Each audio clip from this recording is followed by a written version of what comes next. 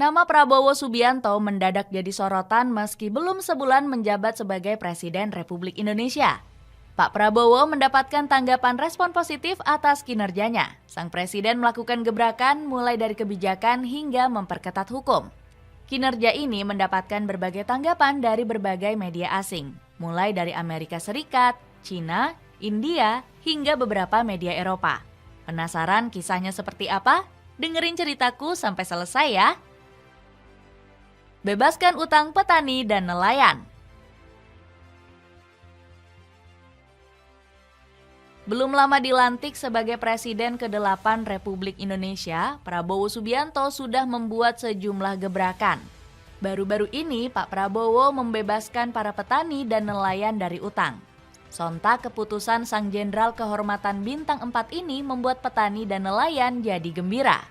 Pasalnya mereka yang terdampak COVID-19 punya utang sekarang sudah terbebas. Gak cuma petani dan nelayan, penghapusan utang lewat peraturan baru pemerintah ini juga menyasar UMKM. Kurang lebih ada sekitar 1 juta pelaku UMKM yang sangat bersyukur atas aturan ini. Lewat keputusan ini, Prabowo berharap para petani, nelayan, dan pelaku UMKM gak cemas. Para rakyat kelas menengah ke bawah bisa meneruskan usaha mereka dengan full senyum. Tindakan mulia dari Pak Prabowo ini langsung jadi sorotan dunia. Salah satunya datang dari ICSF. Kanal berita India ini menyorot alasan mulia sang presiden.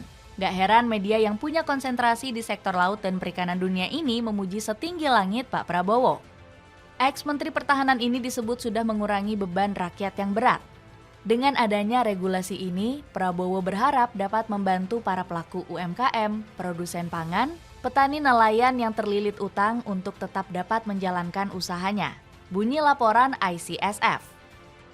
Pak Prabowo juga membuat gebrakan lainnya yang gak kalah mengejutkan, di mana Bulog bukan lagi jadi BUMN, melainkan badan otonom langsung di bawah Presiden. Harapannya, keputusan ini bisa menjadikan Bulog lebih mampu memperkuat dan menjaga ketahanan pangan nasional. Alhasil, berbagai gebrakan Pak Prabowo ini menuai pujian dari warganet. Pak Presiden, pelan-pelan Pak, belum juga sebulan, sehat-sehat dan menyala presidenku, tulis salah satu warganet. Membuat negara besar melunak meski punya sentimen buruk. Sosok Prabowo Subianto juga berhasil melambungkan nama Indonesia di mata dunia. Dirinya berhasil membuat nama besar seperti Amerika Serikat melunak. Padahal CNN pernah menuliskan kalau Prabowo dilarang untuk pergi ke Amerika Serikat. Hal ini nggak lepas dari dirinya yang diduga melakukan pelanggaran HAM. Namun pada akhirnya Prabowo Subianto sendiri berhasil kembali mendapatkan visanya untuk ke negeri Paman Sam. Kepastian ini disampaikan langsung oleh mantan Presiden Perjalanan AS. Ia adalah mitra kami, sebuah kemitraan yang sangat penting dan penting bagi kami untuk bekerja sama dengannya serta memperlakukannya sebagai mitra, singgung Mark Espar. Bahkan Prabowo Subianto juga mengucapkan selamat kepada Donald Trump yang menang pemilihan presiden. Selain Amerika Serikat, Ketua Gerindra ini juga melebarkan sayapnya ke wilayah lain. Salah satunya adalah Indonesia yang disebut mulai aktif melamar ke BRICS. Organisasi ini sendiri merupakan komunitas yang diprakarsai oleh Rusia. Harapannya BRICS sendiri dinilai bisa menjadi wadah bagi negara berkembang untuk mengejar ketertinggalannya. Hal ini dijelaskan langsung oleh Roy Sumirat selaku Jubir Kemenlu. Diharapkan lewat partisipasinya di BRICS, Indonesia juga ingin mengangkat kepentingan bersama negara-negara berkembang atau Global South di masa mendatang, ucap Roy. Bahkan, Prabowo juga berhasil mendapatkan undangan dari China dan Amerika Serikat secara bersamaan. Kedua negara ini dinilai ingin memperkuat hubungan dengan Indonesia. Hal ini bahkan sampai masuk ke dalam sorotan media The Diplomat yang menyoroti kehebatan Prabowo. Presiden Indonesia yang baru dilantik, Prabowo Subianto, akan mengunjungi China dan Amerika Serikat saat ia melakukan lawatan luar negeri pertamanya, tulis The Diplomat. Media asing kaget banyaknya kasus korupsi terungkap. Gebrakan lainnya yang paling mencolok dari Prabowo adalah tentang korupsi. Sang presiden sejak awal memang sangat tegas menyatakan bakal memerangi korupsi di Indonesia. Ambisi besar Pak Prabowo ini sempat jadi bahan tertawaan. Pasalnya banyak pihak yang menilai niat mulia itu mustahil bisa terlaksana. Kalau kita mengatakan ingin memberantas korupsi, kita malah ditertawakan. Kalau kita ingin memperbaiki, malah ada yang mengatakan, "Sudahlah, tidak mungkin karena sudah terlalu parah," ucap Pak Prabowo di depan para menterinya. Namun Pak Prabowo membungkam pesimisme itu lewat aksi nyata. Yang paling hangat, pemerintahan Pak Prabowo belum lama ini menetapkan Tom Lembong jadi tersangka kasus impor gula. Ex-Menteri Perdagangan itu disebut telah membuat negara merugi sebesar 400 miliar rupiah. Kasus ini langsung membuat heboh media internasional. Pasalnya, ada banyak kasus korupsi yang langsung terungkap di era baru Pak Prabowo.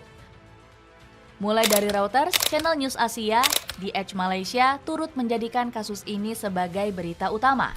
Indonesia menangkap mantan Menteri Perdagangan dalam kasus suap impor gula. Tulis headline Reuters yang berkantor pusat di Kanada. Selain itu, ada 27 nama lainnya yang juga sudah ditetapkan status tersangka korupsi.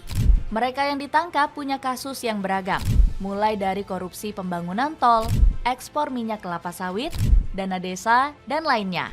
Alhasil ada 28 tersangka yang kini telah diamankan.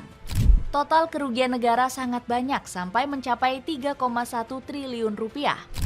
Selain korupsi, Pak Prabowo juga sukses menyikat jaringan slot alias judi online internasional. Ketegasan Prabowo lawan perusahaan asing. Gebrakan Prabowo lainnya yang disegani dunia yaitu ketegasannya menolak investasi asing yang merugikan. Apple jadi korban ketegasan Pak Prabowo sebab dicekalnya produk iPhone 16 di tanah air. Pasalnya, Apple dinilai nggak memenuhi komitmen berinvestasi di tanah air. Hal ini disampaikan Menteri Perindustrian Agus Gumiwang Kartasasmita. Kami Kemenperin belum bisa buka izin untuk iPhone 16 karena masih ada komitmen yang harus direalisasikan oleh pihak Apple, tegas Agus. Ditambah lagi perusahaan Amerika Serikat tersebut meminta pembebasan pajak selama 50 tahun. Alhasil berbagai pihak termasuk Pak Prabowo menolak usulan tersebut. Langkah pemerintah melarang produk Apple dibanjiri pujian media mancanegara. Pasalnya, Bloomberg berani menyebut pelanggaran iPhone 16 punya dampak signifikan. Hal ini merupakan sebuah ganjalan bagi Apple yang telah menikmati penjualan awal yang baik untuk produk andalannya di pasar Asia lainnya. Meskipun Apple berada di luar 6 merek ponsel pintar teratas di Indonesia, Indonesia merupakan pasar yang potensial untuk berkembang dengan populasi muda yang semakin melek teknologi. Ditambah lagi media Inggris seperti The Guardian memperingatkan Apple untuk memenuhi komitmen investasinya. Sebab pangsa pasar ponsel di tanah air sangat menggiurkan dan rugi jika diabaikan. Kurangnya kehadiran di Indonesia merupakan peluang yang hilang bagi perusahaan yang menikmati kesuksesan besar di kawasan Asia lainnya. Ada 350 juta telepon seluler aktif di Indonesia. Bahkan lebih banyak jumlah penduduk Indonesia saat ini, tulis The Guardian. Alhasil, Apple panik dan langsung menambah investasinya di tanah air. Dilansir dari Kumparan, perusahaan negeri Paman Sam ini berniat membuat pabrik aksesoris di Bandung senilai 157 miliar rupiah. Kami sudah mendengar investasi Apple dan sudah menghubungi, tapi ini kita akan bicarakan lebih detail nanti, ungkap Wakil Menteri Perindustrian Faisal Reza. Jadi begitulah tanggapan media asing tentang gebrakan besar Prabowo Subianto. Ada komentar tentang cerita tadi? Coba tulis di kolom komentar di bawah.